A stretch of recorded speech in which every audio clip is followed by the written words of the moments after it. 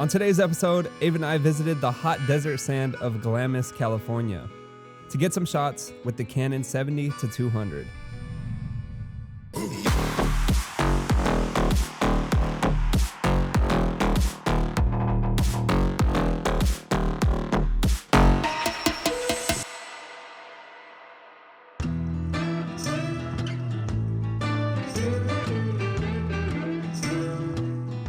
I know what you're thinking. Man, that desert looks like it never ends. And you're not wrong. If this is your first time here, my name is Alfred Amaro, and welcome to the Wade Gretzky Show. These are the lengths I go to for my videos. So, if you're not already, I ask that you take a second to subscribe. We're trying to get to 10,000 subs around here, and I'd appreciate every single one of you. I've always wanted to own this lens. You know what lens this is.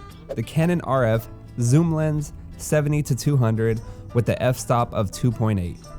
Now between you and I still don't own it. I rented it for $50 at my local camera store for 4 days. Talk about a steal. I'm just like you. I've watched the videos of this lens from the Peter McKinnons, the Jared Polins, and I've seen them talk about the ridiculous range this thing has. And let me tell you, they're not wrong. Even with the wind blowing sand everywhere, this lens performs beautifully. So why would I never buy it? The truth is, I've only needed this lens 3 times in the last 3 years, and every single time I've rented it. At this rate, in order for me to break even, I would have to rent this lens 54 times to make the purchase worth it. YouTube came very close to convincing me I needed this lens, and I know I can't be the only one out there. So, I made a list of pros and cons. But before we get to that, we're gonna be sandboarding. That's it. Look, I'm gonna keep it a buck. I really thought that this sandboarding was gonna be like the Red Bull commercials, but let me tell you, it was nothing like that. In fact, it was super sticky.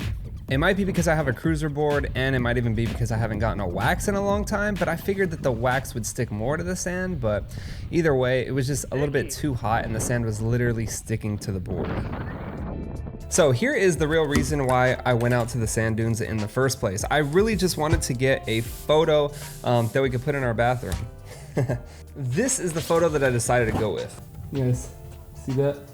It looks pretty good. This is the first time I've had one of my photos laminated, and I don't usually do that, but it's just because I knew it might be going into the bathroom, and I wanted to make sure that like none of the water and steam and condensation was gonna just be messing up the photo. I'm not exactly sure how it'll hold up, but even if it does get messed up, I'll just kind of reprint out another one. This photo turned out super sick. So jumping into the pros and cons portion of this video. I love this lens. This lens is super sick, but the biggest con that I have about this lens is that it's just so expensive. Like I was saying before, I would have to rent this lens out 54 times in order for me to make the purchase like worth it. I've already rented it 3 times, which is about $150, and that's nowhere near $2,700. Now, this is also just a reminder, I barely switched back to Canon maybe less than a year ago. I was collecting lenses for Sony, so I don't have any Canon lenses at all. I'm barely starting to build up my catalog of lenses, and a lot of people say invest into the lens before you invest into the bodies, and this is just me discovering what lenses I should invest into. Glass is expensive. It's very expensive, and if you go out and buy the trifecta right off the back of zoom lenses, you're gonna end up spending well over $8,000, and that is just so much money.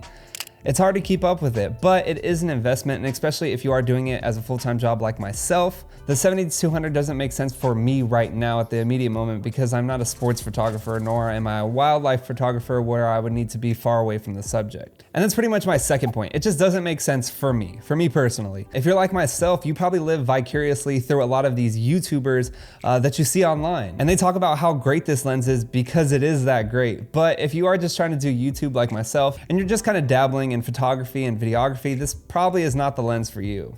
Throwing it on a credit card and throwing yourself in debt is not worth it for a lens that you're only gonna use every couple of weeks. But I'm definitely not somebody to tell you how you should spend your money. This is just kind of my personal opinion. The third reason that I'm really not feeling this lens too much is just because of how heavy and how much real estate it takes in my bag. The other 2 times I used it, I really didn't pay attention to how much I was dumping out my camera bag just to make this lens fit. The last time I was using this lens, I didn't take my drone with me, and this time I did, so it was kind of just a very stuffed camera bag. I actually ended up needing to take a second bag with me along on the trip. Every time I use this lens, I heavily heavily underestimate the weight of this thing. That's why you see me in the video with the neck strap on, and as well as just the amount of space it takes in my camera bag. So let's just talk about some of the pros with this lens. You do get that versatility. Living in San Diego, if you definitely want to go out to the cliff sides and get some footage or photos of the surfers, you can definitely stand on a cliff and get those close-up angles with the surfers in the water. If you're like myself, I do a lot of snowboarding, so I could definitely take this lens with me up to the mountains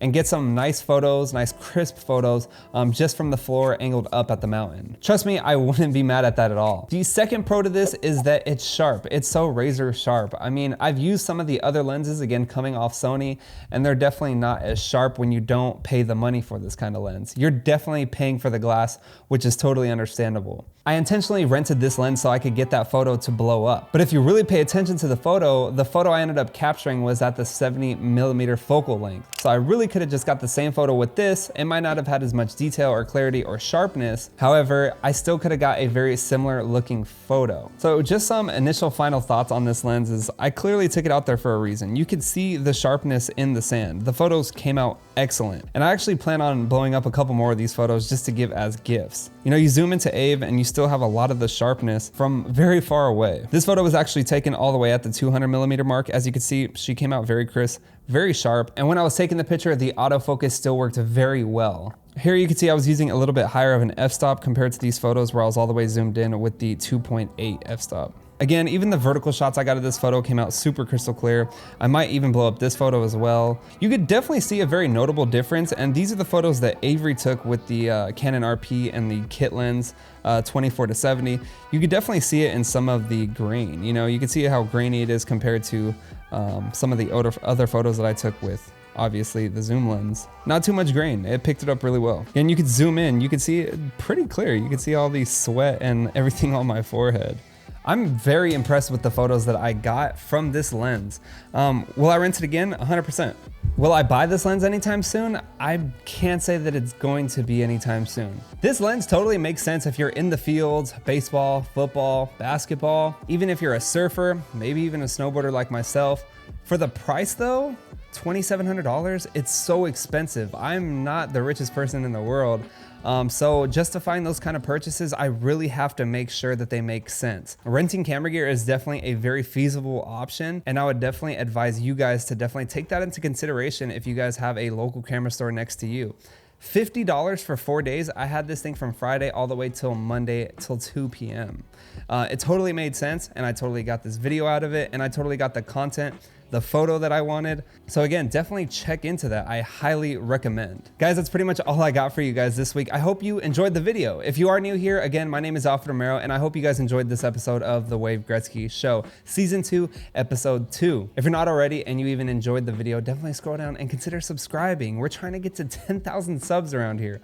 What are you doing? Guys, I appreciate every single one of you guys for stopping by week after week, and I will see you guys next week. Peace.